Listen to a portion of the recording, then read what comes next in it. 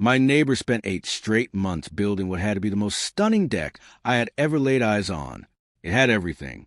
Premium cedar boards, custom-built lighting tucked into every corner, a full outdoor kitchen topped with polished stone countertops. Nearly $60,000 worth of craftsmanship stood proudly behind his house, or at least behind what he believed was his house. I watched every stage of that project unfold, every post set into the ground, every beam bolted into place, every nail hammered home, and I never said a word. The reason was simple. Sitting inside my desk drawer was a property survey, and I was waiting for exactly the right moment to use it. Before I continue, I want to know where you're watching from. Seriously, leave your country in the comments below. It amazes me how far these stories travel.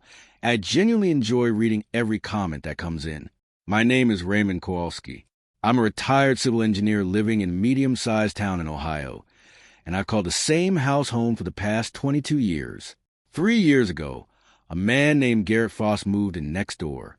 From the very first day, Garrett carried himself with a certain kind of energy, the kind of person who dominated every conversation, whether anyone asked him to or not.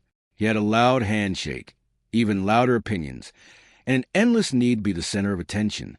Within his first month in the neighborhood, he had already reported my fence to the city because he thought it was too tall, left a note on my windshield criticizing how I parked in my own driveway, and introduced himself to everyone on the block as the man who was going to bring some class to the neighborhood. I decided early on to keep my distance. Confrontation has never been my style. I'm an engineer. I trust measurements more than arguments. And as it turned out, that habit of relying on facts and precise numbers would eventually save me. The real trouble started during the spring of last year. One afternoon, Garrett announced, and I mean announced, from the middle of his driveway, as if he were speaking at a press conference, that he was building a deck. Not just any deck, a destination deck. That was the phrase he used. He proudly explained that he had hired a high-end contractor, ordered custom materials, and planned to create something that would, in his words, add serious value to the entire street. I smiled politely, wished him luck, and went back inside. I didn't argue. I didn't question him. I didn't mention what I already knew. Later that evening, I opened a folder I had kept ever since purchasing my home. Inside was the original survey conducted in 2002 when I bought the property. I spread the document across my kitchen table and carefully studied the boundary line separating my lot from Garrett's. Then I thought about the contractor stakes Garrett's crew had driven into the ground earlier that day. And in that moment, a very particular feeling settled over me. Not anger, not excitement, patience. Construction started about 3 weeks later. From my kitchen window, I watched the concrete footings go in. I watched the framing take shape. I watched truckloads of cedar arrive. The wood was beautiful, golden, tightly grained, and obviously expensive. Every weekend, Garrett stood outside, directing people around like a military commander overseeing a campaign. His contractor, a quiet and capable professional named Dale, clearly knew exactly what he was doing. The structure taking shape was genuinely impressive. There was only one problem. With every passing week, it extended farther and farther into an area where it had absolutely no legal right to exist. And still I said nothing. Later, many people found that difficult to believe. But the truth is, I had already done the calculations. Based on the materials, labor, and features Garrett kept bragging about at neighborhood meetings, I estimated the finished project would cost somewhere between $50,000 and $70,000. If I had spoken up during the framing stage, he might have lost $15,000. Painful, certainly, but manageable. However, if I allowed the project to reach completion, every board installed, every appliance connected, every decorative light hung and working, the financial consequences would become something entirely different, something much larger, something that would make the conversation I intended to have with him far more memorable. Now stay with me, because this is where things started becoming more complicated than even I expected. About 6 months into the project, Garrett knocked on my front door. When I opened it, he was standing there holding 2 beers.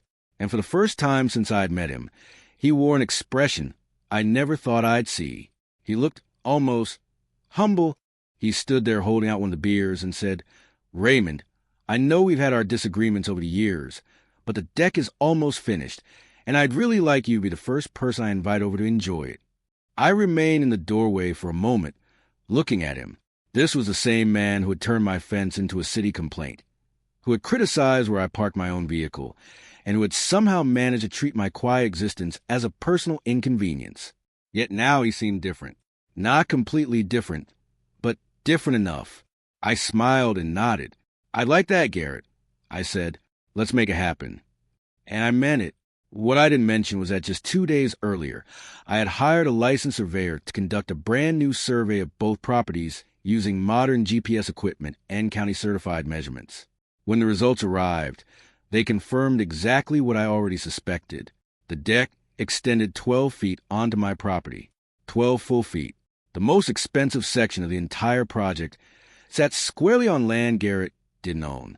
The outdoor kitchen, the stone countertop, the built-in grill, and even the under-counter refrigerator were all positioned completely inside my property line. The deck warming party took place on a Saturday afternoon in September. Garrett invited several neighbors from around the block. There was music playing softly through outdoor speakers. Coolers were packed with drinks.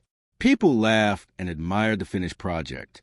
And honestly, the deck deserved the attention. It was beautiful. I spent a few minutes walking around it, examining the details. The craftsmanship was exceptional. Dale had built something remarkable. At one point, Garrett draped an arm over my shoulder and grinned. "So what do you think, Raymond?" he asked. "Give it to me straight." I looked around at the completed structure. Then I looked back at him. "Honestly, Garrett," I said, "it's worth every penny you spent." He laughed immediately. To him, it sounded like praise. What he didn't realize was that it was also a warning. The following Monday morning, I walked over to his house carrying 2 documents. The first was my original survey from 2002. The second was a newly completed survey from 2024, signed, stamped, and certified. I knocked on his door. When he answered, I handed both papers to him without saying anything. Then I waited. He studied the first survey, then the second, then the first again. I watched the color drain from his face little by little, as though someone were slowly dimming a light. Finally he looked up. "This can't be right," he said. "It is," I replied calmly. "Raymond, there has to be a mistake." I shook my head. "Garrett, I'm a civil engineer. I've spent 3 decades reading property surveys and site plans. There isn't a mistake." For several seconds, he simply stared at me. Then he asked the question I had known was coming.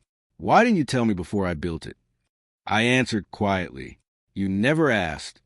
The response hung in the air between us. What happened next surprised me. I expected anger. I expected accusations. Maybe even threats. Instead, Garrett did none of those things. He slowly lowered himself onto the front step. Technically, it was my front step, according to the survey. He put both hands over his face and sat there silently. After nearly a minute, he finally spoke. "What do you want, Raymond?" I had spent 8 months thinking about that exact question. I already knew the answer. I explained that the simplest solution would be a formal lot line adjustment filed through the county. The 12-foot strip would be permanently transferred to him. In exchange, he would pay the assessed value of the land, reimburse the cost of the survey, and grant recorded easement that would legally guarantee access to the side yard both of us had been using informally for years. No lawsuit, no courtroom, no attorneys charging by the hour. Just a clean, legal, permanent resolution. The amount I proposed was substantial, but compared to the $60,000 already invested in the deck, it was more than fair. Garrett listened carefully. Then he nodded. Within a week, he agreed. 43 days later, every document had been signed, recorded, and approved. In the end, I gained something valuable. I received payment for the land. My survey costs were fully covered, and I finally obtained legal protection for an easement I had relied on unofficially for more than 20 years. But perhaps the most surprising result involved Garrett himself. For the first time since moving into the neighborhood, he began knocking on my door for reasons that had nothing to do with complaints. A few weeks later, he stopped by carrying a bottle of good whiskey. He handed it to me and said quietly, without quite making eye contact, I owe you one.